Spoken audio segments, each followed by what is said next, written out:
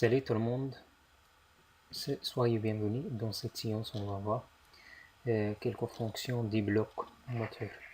Vous voyez dans cette illustration.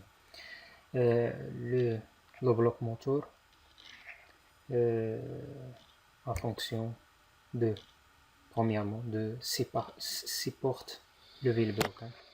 Le vilebrequin, sa place ici. Il supporte le vilebrequin.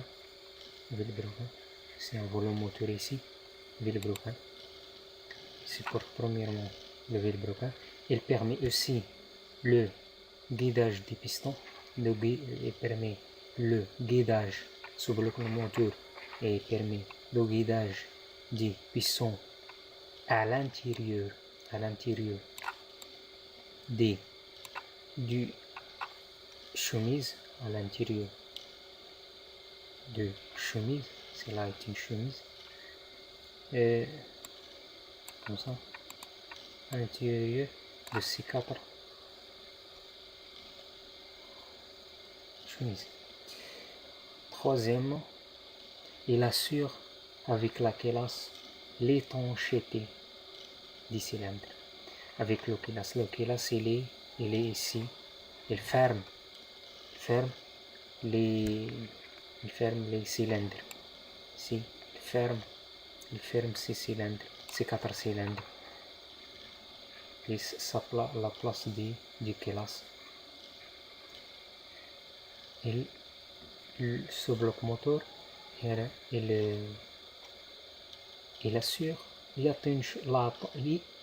l'étanchéité. Ça veut dire l'étanchéité avec le culasse. Ça veut dire l'étanchéité, il n'a pas de fuite, soit des gaz. Quand le piston comprime, il comprime le gaz avec une force.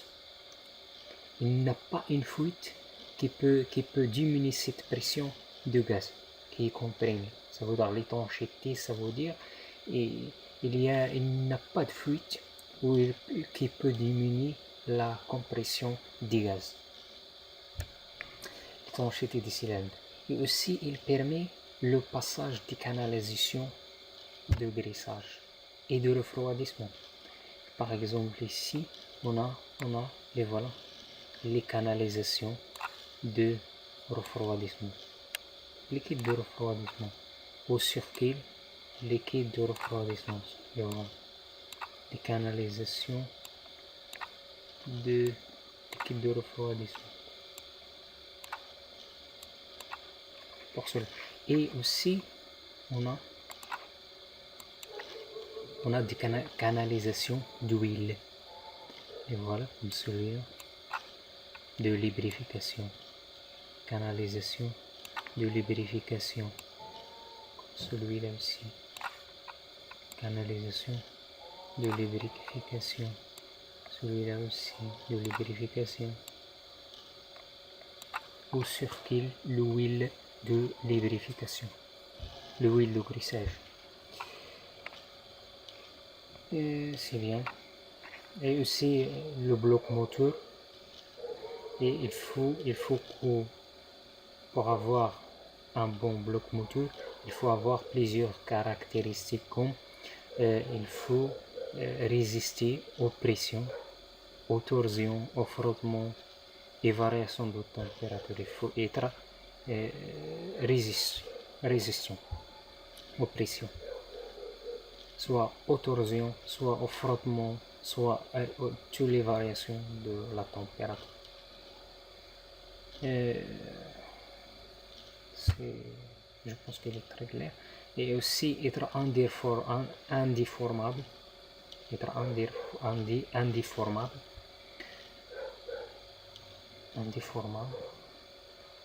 Et aussi être d'une bonne conductibilité thermique. Ça veut dire il est conductible à la température. Par exemple, on a une matière qui absorbe la température des chambres de combustion.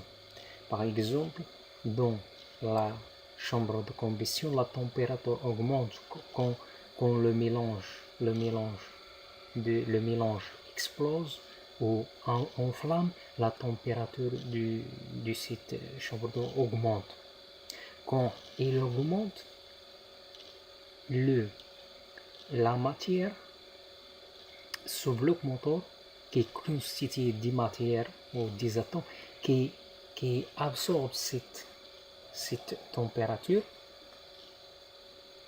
et pour le transverser pour le système l'eau ou le lubrifiant, et aussi pour l'air qui frappe le moteur aussi, l'air qui est en contact avec le moteur. Je pense qu'il est clair.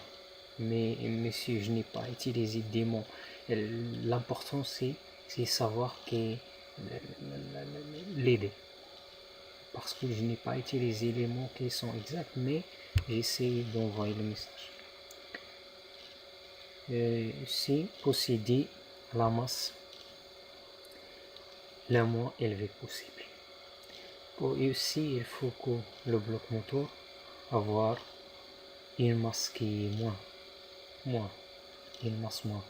Pour cela, les fabricants des blocs moteurs ou les moteurs généralement, ils utilisent des alliages. Et ça veut dire le mélange entre le fer et aussi l'aluminium qui est moins lourd pour avoir un poids qui est un poids qui est minimum pour que l'automobile ne gaspille pas beaucoup de carburant, et aussi pour avoir un poids qui est léger du moteur. C'est ça que j'ai à dire sur le bloc moteur. Je vous remercie, encouragez-nous par j'aime, partagez la vidéo et abonnez dans notre chaîne YouTube. Au revoir. À bientôt.